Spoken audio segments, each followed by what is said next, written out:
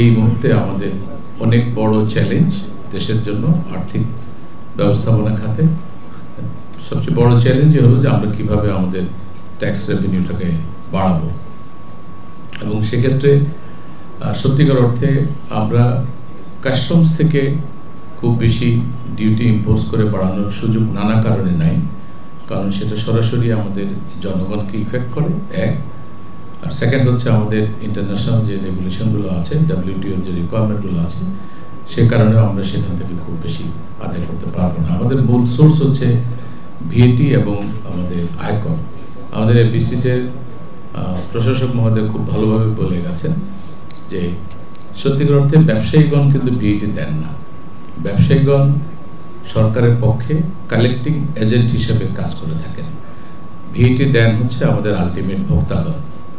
তো সুতরাং আমাদের যে এটা একটা পবিত্র দায়িত্ব যে সরকারের পক্ষে সরকারের কালেক্টিং এজেন্ট হিসেবে ব্যবসায়ীগণ দায়িত্ব পালন করেন এবং আমরা সত্যি কথা বলতে গেলে এই দায়িত্ব পালনে ব্যাপক ঘাটতি আমরা দেখতে পাচ্ছি, যে কারণে আমাদের ভিএটি খাতে যে রেভিনিউ কালেকশন হওয়ার কথা, আমরা এই রুমে যারা বসে আছি, যারা প্রতিনিয়ত বাজারে, রেস্টুরেন্টে, হোটেলে, বিভিন্ন জায়গায় বিভিন্ন সার্ভিস নেই, আমরা প্রতিনিয়তই দেখি যে অনেকেই এমনও হয় যে জিজ্ঞেস করে আপনি কি ক্যাশ দিবেন নাকি আপনি কার্ডে দিবেন।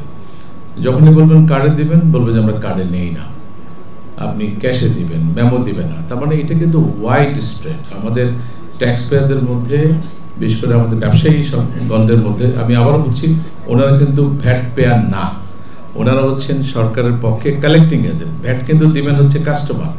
অনেক সময় কাস্টমার দিতে চান, তারা জিজ্ঞেস করেন আমার ভ্যাটের রিসিপ্ট কই, তারা গড়িমসি করেন। এমন কমপ্লেনও আছে যে কাস্টমার ভ্যাট দিয়েছেন কিন্তু আমাদের সম্মানিত ব্যবসায়ীগণ ঠিক মতো সেটা সরকারি কোষাগারে জমা দেননি। এই জায়গাটাতে আমাদের প্রচুর কাজ করার সুযোগ আছে। সম্মানিত ব্যবসায়ীগণকে স্বস্তি দেওয়ার জন্য আমরা যত রকমের সুযোগ সুবিধা দেওয়া যায়, বিশেষ করে করটা যাতে আপনারা সহজে দিতে পারেন, ফেসলেস করা যায়, ট্যাক্স অফিসে আসতে না হয়। মাননীয় প্রধান উপদেষ্টা খুবই কড়া বার্তা দিয়েছেন। এই প্রথমবারের মতো মাননীয় প্রধান উপদেষ্টা নিজে ইনকাম ট্যাক্স নিয়ে কথা বলেছেন, আপনারা দেখেছেন মিডিয়াতে, একাধিকবার কথা বলেছেন এবং স্যার নিজে ইনভলভ হয়েছেন।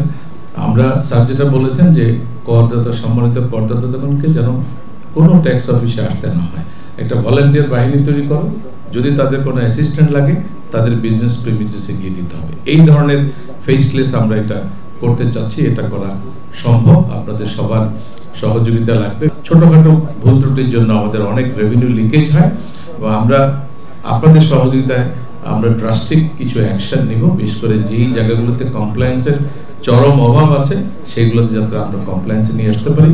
আমাদের রেজিস্টার্ড ভিএটি পেয়ারের সংখ্যা অনেক বাড়ানোর সুযোগ আছে। আমি তো মনে করি 4 থেকে 5 গুণ হওয়া উচিত, মাত্র 5 লাখ প্লাস আমাদের আছে, এটা 20-25 লাখ না হওয়ার কোনো কারণ নেই এবং এর জন্য যা যা করার দরকার আমরা করব। আমাদের রেভিনিউ যোদ্ধারা যারা আছেন তারা অক্লান্ত পরিশ্রমের মাধ্যমে তাদের মেধা এবং তাদের যে অভিজ্ঞতা সেটা প্রয়োগ করে নিশ্চয়ই আমাদেরকে একটা সুন্দর আগামীর দিকে নিয়ে যেতে পারবেন বলে আমি বিশ্বাস করি।